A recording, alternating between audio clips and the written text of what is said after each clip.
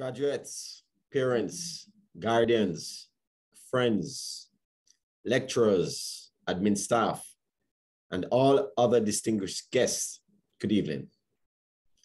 My fellow engineers, congratulations. I take great pride in speaking to you today. This is a special moment for all of you. I remember way back in 1997 when I graduated with my proud parents looking on. For some of you, it might be as momentous as it was for my family. I wasn't just the first to earn a bachelor's degree, but I was also the first to go to high school. For some of you, this was just another box for your family, that your family required that you tick. Whatever this means for your family, know that it was you who did it. It was you who endured the late nights, the group works, the lecturers whose notes you probably didn't find sufficient, and the days of class when you could barely stay awake. I remember I had many of those. This was you. Yes, be thankful for those whose hard work and sacrifice opened the door for you.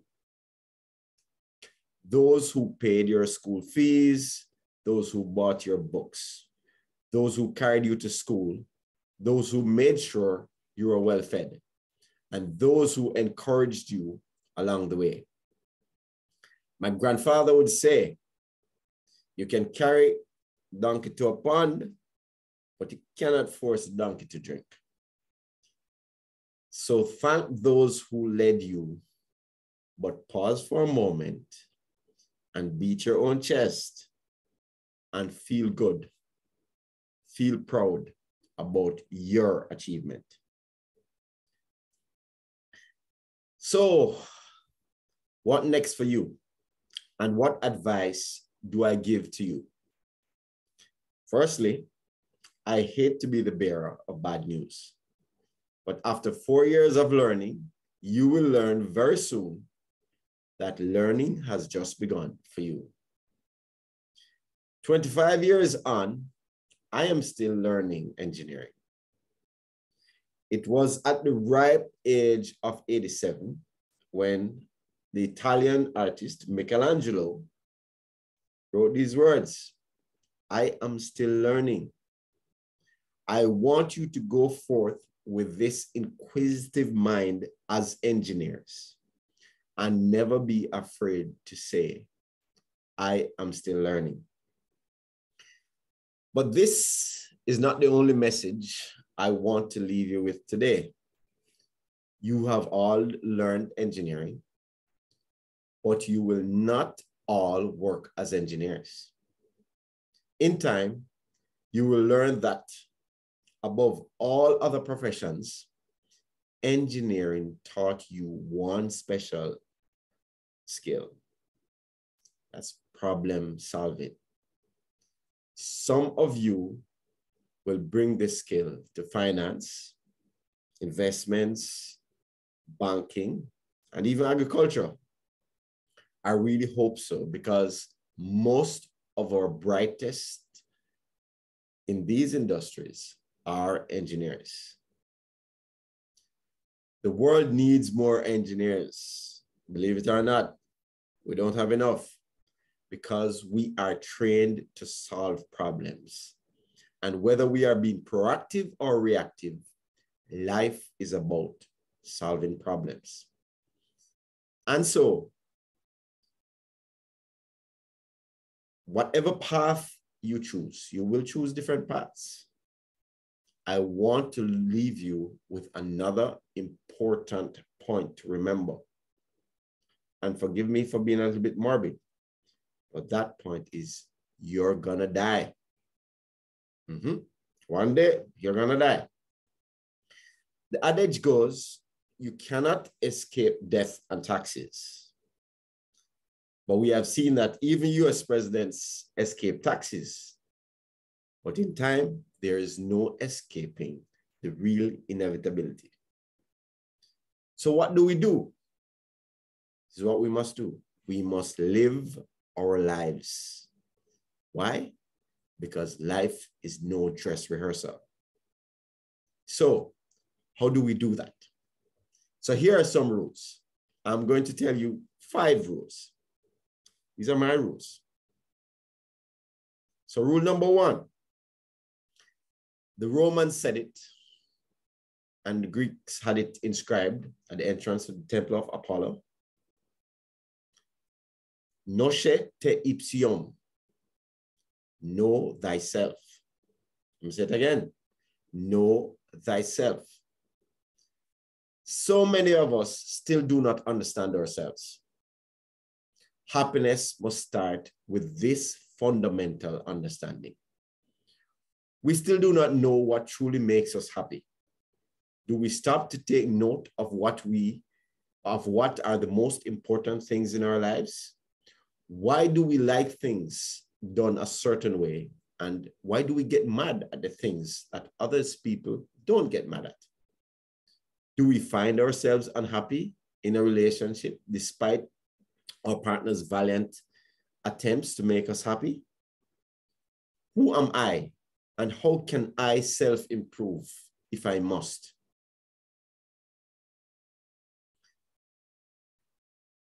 I must understand this person within me.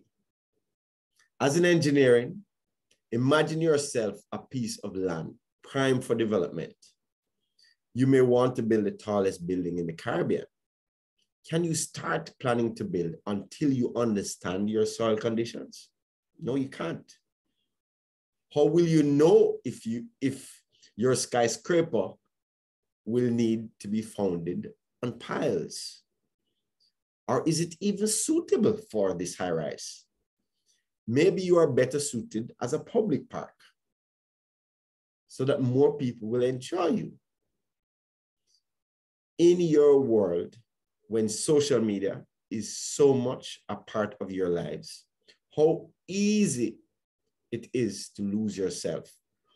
How quickly is it for you to be so drawn into other people's lives, and soon their thoughts become your thoughts, and soon the real you is lost. Know thyself. I would recommend Myers-Briggs personality test to everyone as a starter. Use tools like this to understand why it is important that your introverted self must be given some time to process your thoughts before you provide a response, and understand that your extroverted partner or friend likes to speak his thoughts before he's done thinking. So do not take what you hear as his final thoughts. You know, as an introverted person, that is how you would have done it. You'd have thought first, then speak. The extroverted person doesn't do it like that. Understand this and understand that about yourself. But it will require much more than that, than just a personality test. Spend time away from everything else to introspect and to think your own thoughts. Rule number 2, my PO. Be your own IPO. My PO. Invest in me first. As you start to earn, you should hopefully have some spare cash to invest in stocks and eventually in real estate or whatever else. While you will, in time, learn that all of those can be great vehicles to earn or lose money, do not ever forget that you must first invest in you. Firstly, spend money on your health and well-being. And when I say health, I mean your physical health and your mental health. Don't forget that. Invest in spending less time commuting in traffic. Traffic kills you. And more time in safe and relaxing environment. Invest in professional development that makes you better at whatever your job is. Don't go off wondering to do something else on the side when you're not maximizing what you're doing at your job. And if you're so inclined to diversify your income stream, though, invest in learning that skill so you understand what you are getting into. So before you give your money to somebody else to invest, to the bank or to whoever to invest, always try to maximize your own earning potential first.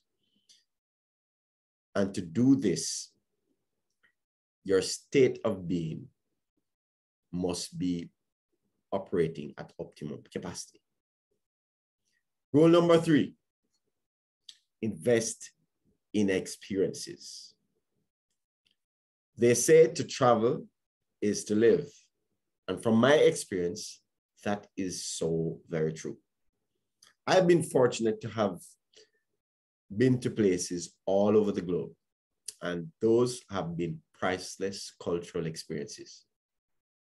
When you move around Japan and see how polite and kind people are without expectations of anything, they do not accept tips. In Cuba, you learn the fundamental difference between want and need. All those things that we think we need in our lives, and they don't have it. You realize you only want some of these things. You don't need them. What a resilient set of people who are content with the little they have. The Dutch, they are so pragmatic in their daily lives. If this doesn't make sense, we're not going to do it like this. Regardless of what the noise is around us, this is what is sensible, so this is how we will operate. And they're so honest in their personal relationships. The Brazilians will tell you that beach volleyball is their national sport. You'd be surprised. They'll say, of course, because football is a religion. Experiencing people in different places will be that priceless gift you give to yourself. But experiences don't always require you to travel. Instead of always trying to buy someone a gift for their birthday, do something with them. Spend quality time with those you love, doing something outside your daily routine. Get your friends together just to lime. And when that becomes routine, do road trips together. Spend time with your parents. Spend time with your parents, quality time. Make that time, make it a priority. My friends and I love to do sporting events. That's our thing. Whether it's to go to Champs or Champions League, Formula One, whatever. We love those experiences. Those experiences feed your mind and your soul. Rule number 4, it's better together. You do not have to conquer the world by yourself. Seek partners that make sense for whatever that venture of yours is going to be. Whether it's personal or business, always explore the possibility of doing it with other people or just another person. And make those decisions with your mind, not just your emotions. None of the wealthiest people in the world made it on their own. They brought in investors at some point. They had silent partners that kept them focused. They hired key people that executed their brilliant ideas. And they had wives and husbands and parents who gave them encouragement. No man, no woman stands alone. Recognize, though, that a person who is a great partner to have fun with might not be a good partner in business. I have to compare relationships. I love to compare relationships to waffles and spaghettis. So you never know where a piece of spaghetti ends because it's all mixed up. But if you're eating a waffle, you can each eat square separately, square by square. One square with some syrup and the other square with a piece of grape. So choose your partnerships like how you would eat waffle. One guy, maybe the guy you party with, another guy, this guy you do business with. It all depends on who these people are, what they bring, how they will complement you. So choose your partnerships when you're building, but be wise about your partnerships. Final rule number 5, money is a good thing. You would have heard, money is the root of all evil. Money can't buy you happiness. Money is a good thing. I'm not saying these are not true statements, but we tend to give money too much of a bad name, especially when you don't have it. Money has always been a necessary part of civilization, whether it was seashells, a piece of silver, gold bars, a piece of paper, or bytes of numbers in a computer, aka Bitcoin. Having a common item all people value has always been a necessary part of human development. So my message to you today is to not be afraid to strive for wealth if that is your personal desire. Do not be ashamed if that ambition of yours seems so grand compared to the persons around you. Do not be afraid to be an outstanding achiever. It is money that will enable you to invest in yourself. Money will enable you to invest in experiences. And it is money that will give you more opportunities to seek happiness. Whatever that is for you. There's a lot that money is not. But always remember, money always represents one thing: opportunity. There's no guarantee of anything, but it represents opportunity. Do not shortchange yourself of opportunity. So in closing, don't forget my rules. Let's recap. Know thyself. My PO. Invest in yourself first. Invest in experiences. It's better together. And number 5, money is a good thing.